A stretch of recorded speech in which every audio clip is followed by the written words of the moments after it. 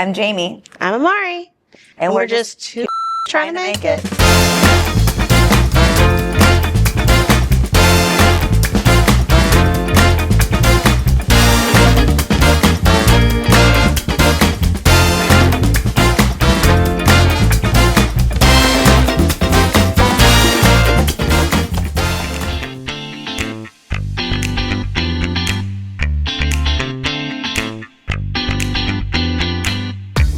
Excited. We're here at Vicia! Yes. I told you, this was my best date night ever, and I can't wait to learn more about the wine so I can go back and tell Kurt. Next time we go to dinner, we can do this. Yes. I'm so excited. I'm ready to warm up with a glass. Oh my gosh, agreed. You're excited to warm up, me too. Yes. We're here meeting Jenna today. How are you? I'm Jamie. Nice to meet you. So good to see you.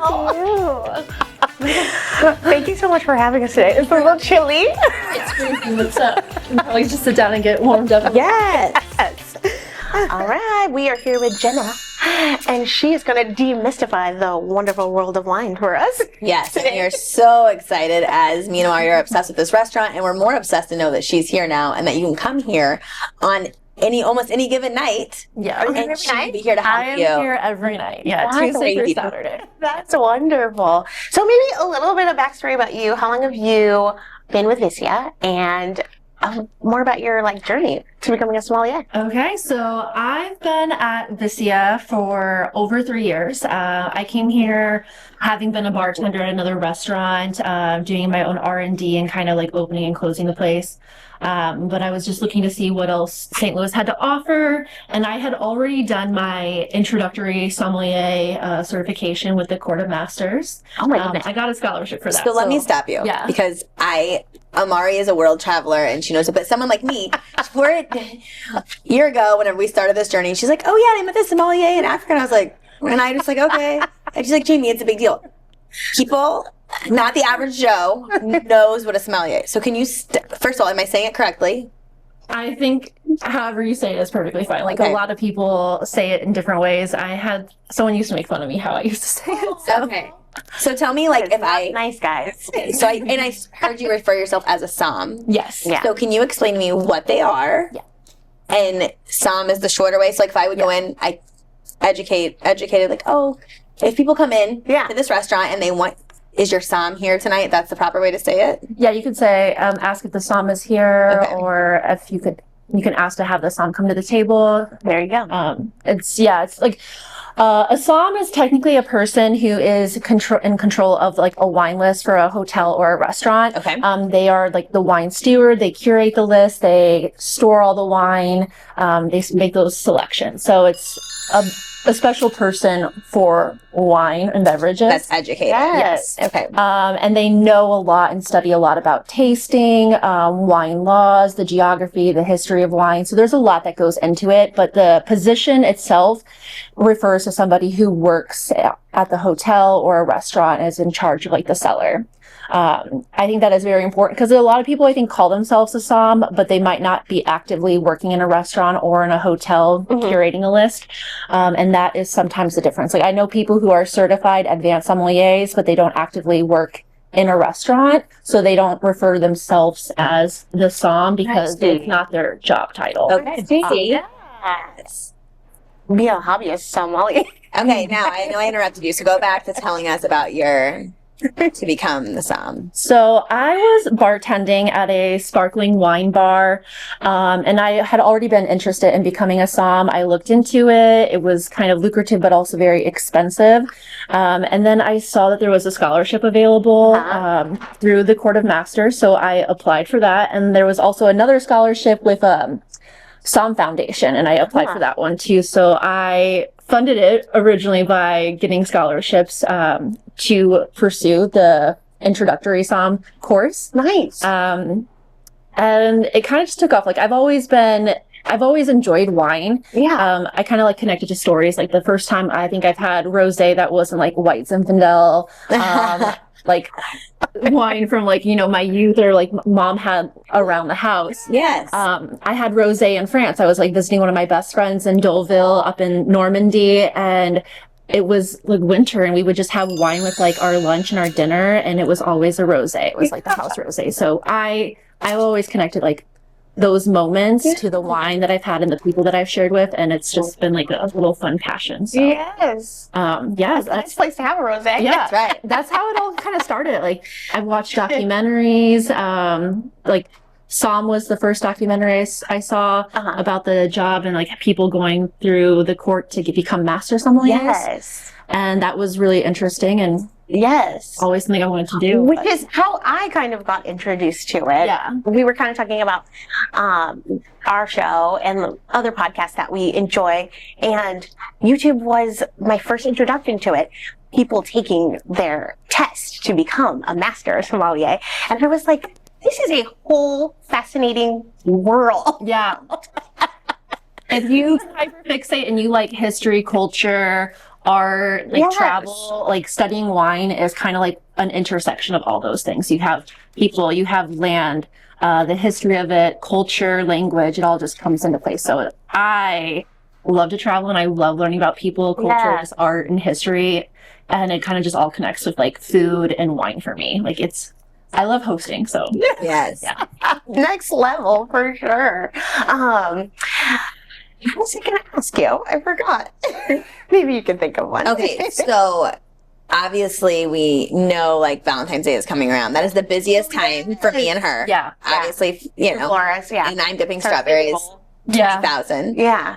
So what is that going to be like for you, and how much thought and effort do you have to put in to like curate the best wine, the best experience for them when they come in? So Valentine's Day is actually a really big deal for us here at Vicia, and then in restaurants, I think in general. Yeah. We have people coming to celebrate the week before, the day of, that weekend, and sometimes. And this year's on a Saturday, so ready for crazy. Yes, it is. And our kitchen staff, our culinary director, our chef, everybody, they kind of like create a really beautiful like menu for the night. Sometimes we do some add-ons, just kind of elevate the dining experience. Yeah. And I try to match what they do with my pairings. I've given it some thought already, just because I offer in the restaurant 2 different pairings. I have a standard pairing and then I have an elevated pairing, just different price points. One tends to be a little bit more classic wine. Yeah. But with Valentine's Day, there might be like an additional course. So I'm thinking about supplemental pairings to go with that course, as well as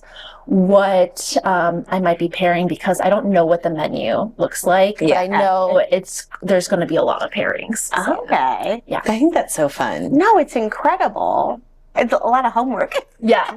A lot of like trying to think about creative ideas. Like, what did we do last year? Yeah. What did we do around like New Year's? Just like different times. I think sparkling is a great option for Valentine's Day, like rosé, sparkling, champagne. I think doing some sparklings to start would be really fun for Valentine's Day. Okay, so if we're in the store and we are trying to pick out something lovely for our partner, what are maybe like 3 tips, things we should be looking for on the label, or things we need to be looking for?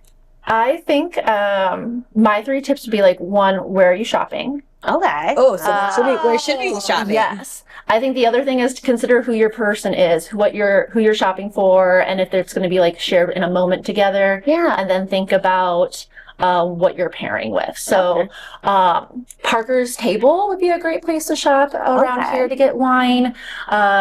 Stars has some good wine as well. There's a cute little shop, Wild Olive Provision. Yes, they have some like a really fun selection. Just like I would check out like your local liquor and wine stores, little boutique shops, and then also I think this is fun. If you're at a restaurant and you really like their wine list, not everyone can do it, but if they are licensed to sell like retail, you can purchase wine through the restaurant too. Good tip. Yes. Take one home with you. So awesome. Definitely consider where you're getting your wine from. Okay.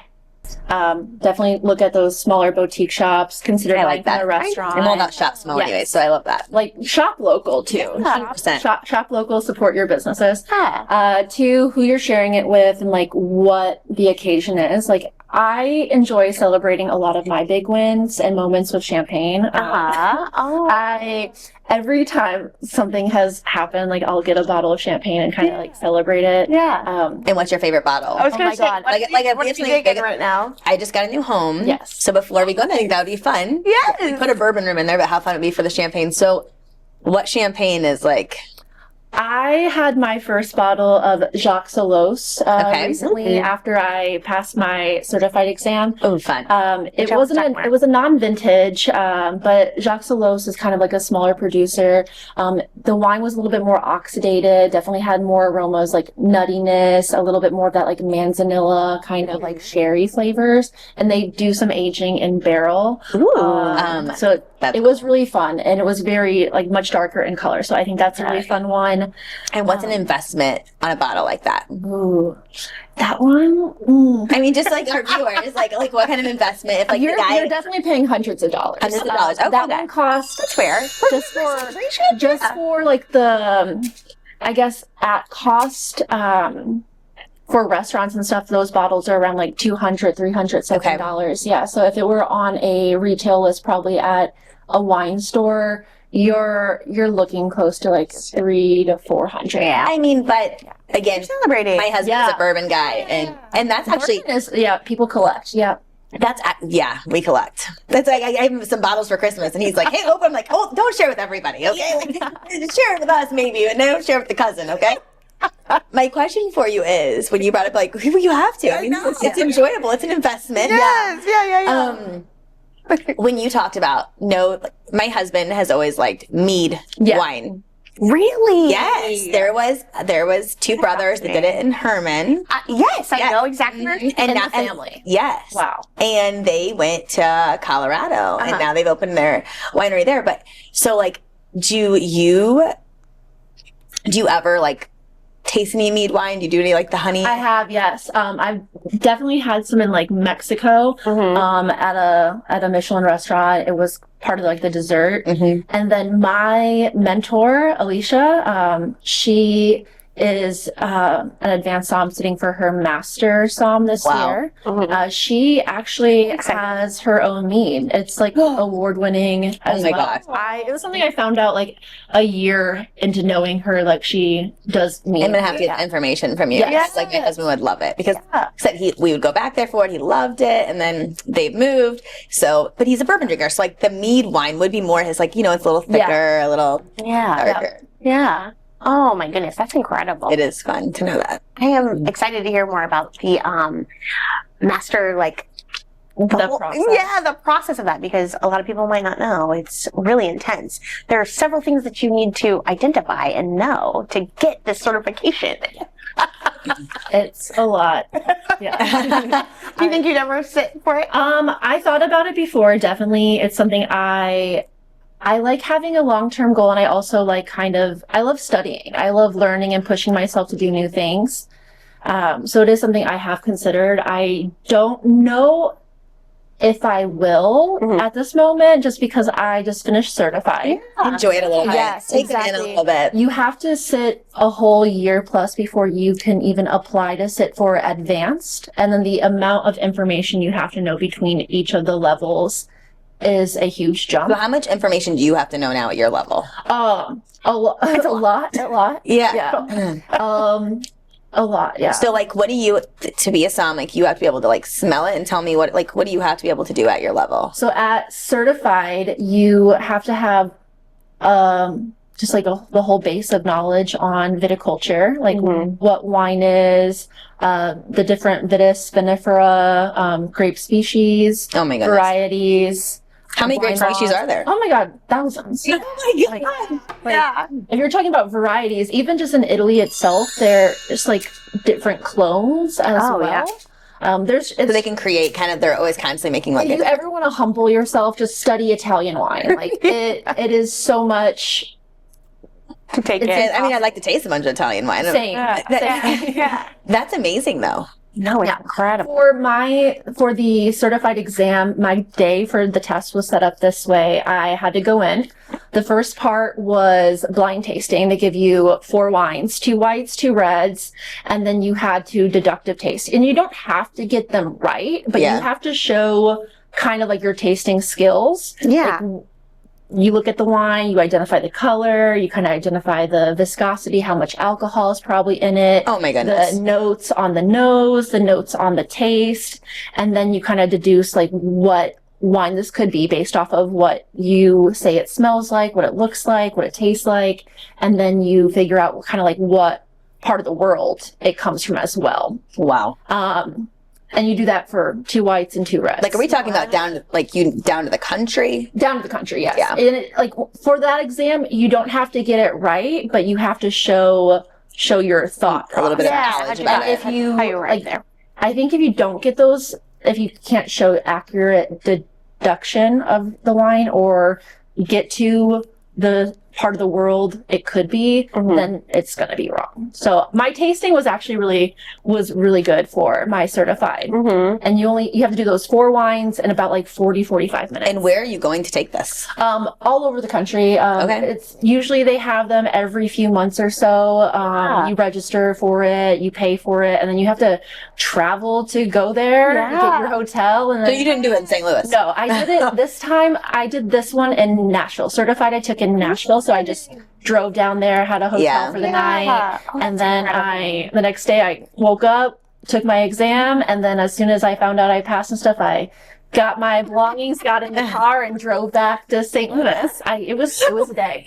But yeah, it's like 40 minutes of tasting, and then after that you have your written exam, which is basically a cumulative of all over the world of wine. You are identifying labels, you are looking at photos and identifying the soil type.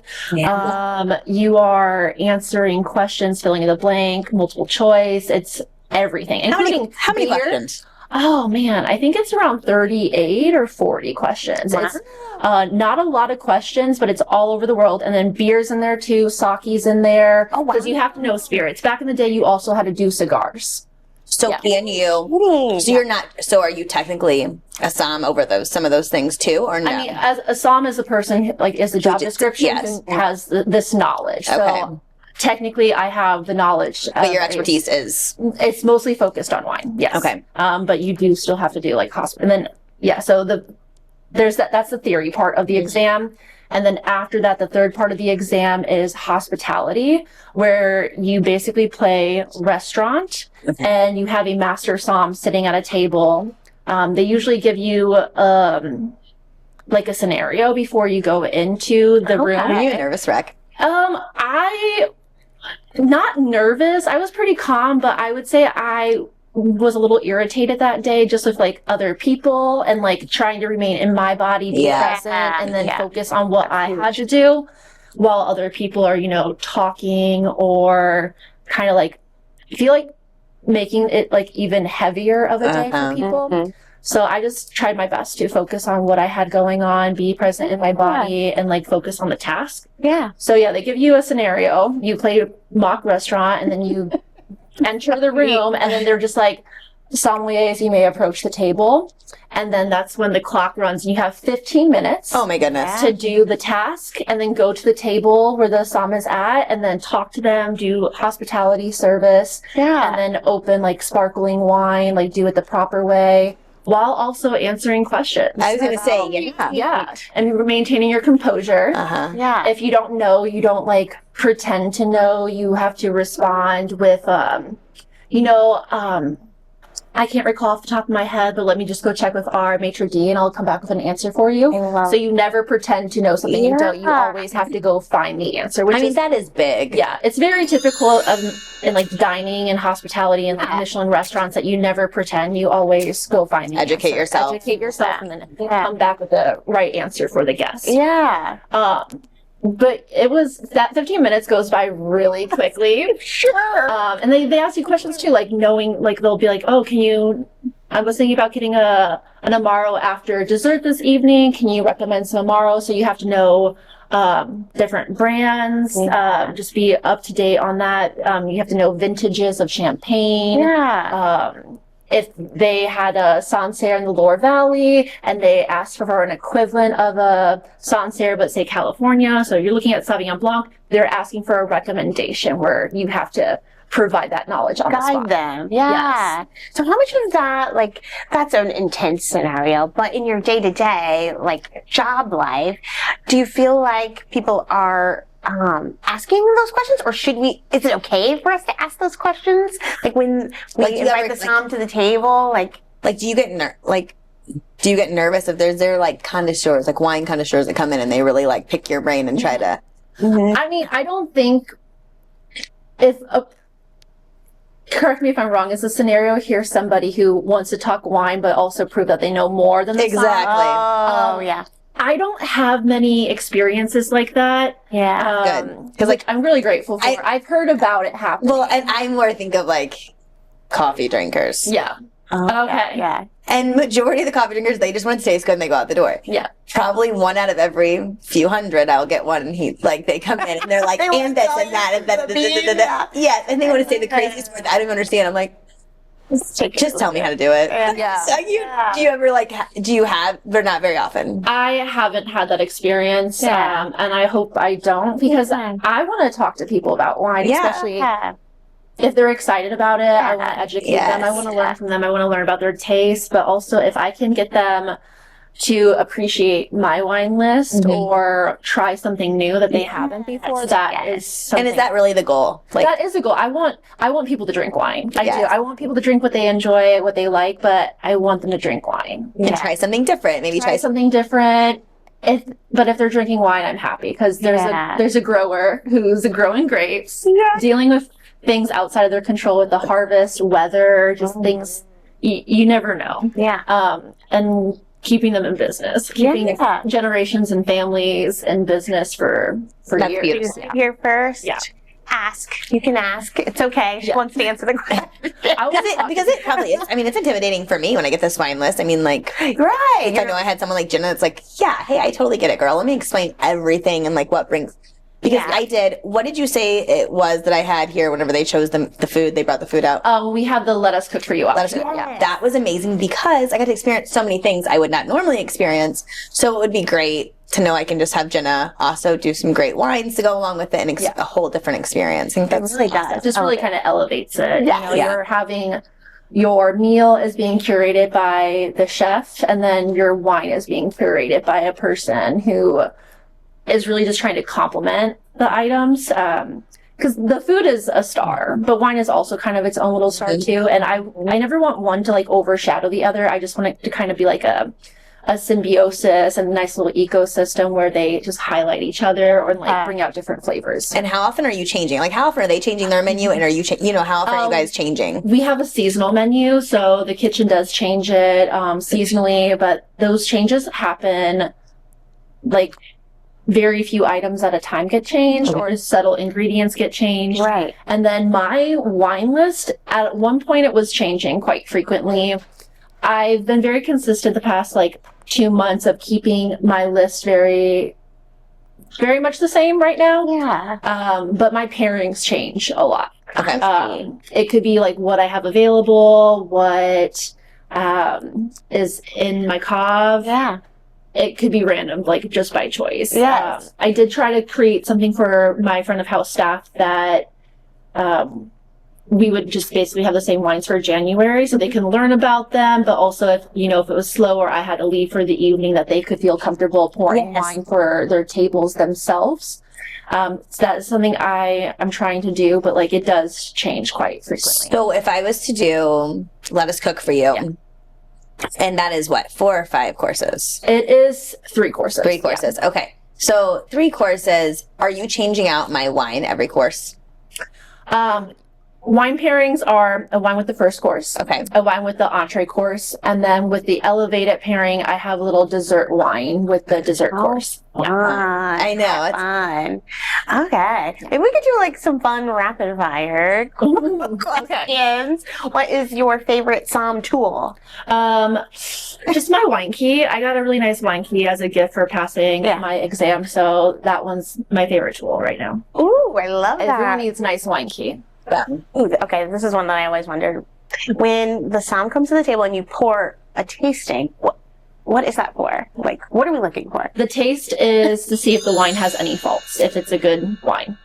You're checking to see if it's been corked, if it's like poorly aged, oxidated, but you're just checking to see if it's got faults. You're not saying if it's not taste or if you like the wine. You are checking to see if the wine has faults. Because I'm always like, I think it's good. So we're checking to make sure it's good. Yes. Yeah. Not that we love it. Yes. Love that. Okay. What else? Oh, there's another one I was thinking of. I just lost it. So you talked about how you like to have goals. So is your next big goal to get more education and become the master, or? So I'd have to sit for advanced first, which I'm definitely taking time. Like my goal for this year, because studying for how long did you prep for this? 3 years. Oh my goodness! I took my intro, obviously you're like, hello, Jamie, shut up. I'm gonna live in this for. I took my intro in November of 2022. And I did that up in like Chicago area, and then they recommend you wait 3 years before sitting for certified. You could take it a month later if you have the knowledge or the background, but like it's a lot of reading and a lot of studying on your own. Yeah. So like I read the Wine Bible. I've like looked through different atlases of wine. I studied. There's so many different tests like you can take, but I like bought all these different study books and just read to practice exams. I joined a tasting group of like advanced somms here in St. Louis, and like every Monday group chat. There's quite a few, I'm sure too. Like I do feel like St. Louis has a really great somm community, and like they were very helpful in helping me prepare for my exam. So Monday nights we would have blind tasting. Everyone would bring 1 or 2 wines of a good quality that was testable. And different levels have more wines that are testable. So I was blind tasting wines that are advanced or master level, and like listening to other people. Like after we would all blind, we would all kind of like go through the chart or call what we thought the wine was, and then we would reveal afterwards what it was. So why Vicia? Why do you choose to show your love and your education here? Like why this place? I really just admire Michael and Tara, the owners. I've been here for over 3 years. I honestly don't think I would work anywhere else in St. Louis. Wow, that's quite a compliment. See, if you guys haven't been here, you got to come experience. Like it's incredible. The kitchen staff, the chefs, like Chef Jane, Chef Aaron, Chef Michael. They're all. It's a movement when you come in here. Like when you sit at the table and you see the chef prepare and then give everybody their plates and like wipe the. I mean, it is a beautiful experience. It is. It's really like storytelling. All I want to do in life is like hospitality, host, take care of people I love, my family, my friends. Yeah. And I get to do that like every day when I come into work. Aww. And just like create memories and stories. Like people get to sit down and dine together, share meals together, break bread. Yeah. And it really is just a beautiful thing to kind of just add to that experience while I'm creating memories. So I admire the people I work with. I like truly like love everyone I think I work with. Like I think it's good to have professional boundaries, but like it is kind of like a home. It's like a family. You're them more than you are with your own family. Yeah, exactly. Yeah. And like just creating those stories of people every day around food, around wine, around like the stories. That's beautiful. Nice. Oh, what are you drinking when you are not working? If it's not wine, a dirty martini or an espresso martini. Espresso martini. And if it is wine, I would say right now, I've been drinking a lot of Chenin Blanc. Thibaut Bourguignon has Clos de Fermine. It's really beautiful. Has bright acidity, but still kind of like round in structure. Okay. That has been my favorite wine recently. And then I did drink some wine last night. So I had a Clos de Beaune Rosé coming from Provence. It's Chibarone is a grape there. So that was what I've been drinking. There you go. And then we try to ask each person that we interview, because this is all about, as women, we're juggling a lot of other things besides our profession. Maybe is there some advice that you'd give younger women who want to, pursue this profession, or even younger Jenna? That's a great question. I think more women should be somms and get into like studying wine and having those hobbies. Yes. Are you a minority in your field? Women are, yes. Okay. Women are, and then just any like biopic like group of people are not really well represented. For a long time historically, somms are predominantly like white men. Oh, really? Yeah. Like diversity is something that we aspire to and we would like to have more of, but it has been very much like a boys club. I think just like who had access to good wine, expensive wine, who people mentored.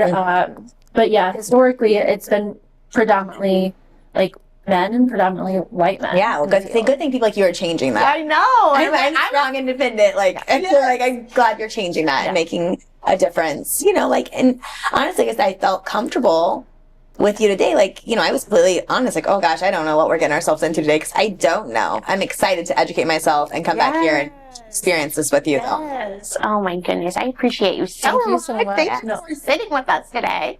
And if you want to see Jenna at Vicia, she's here every night.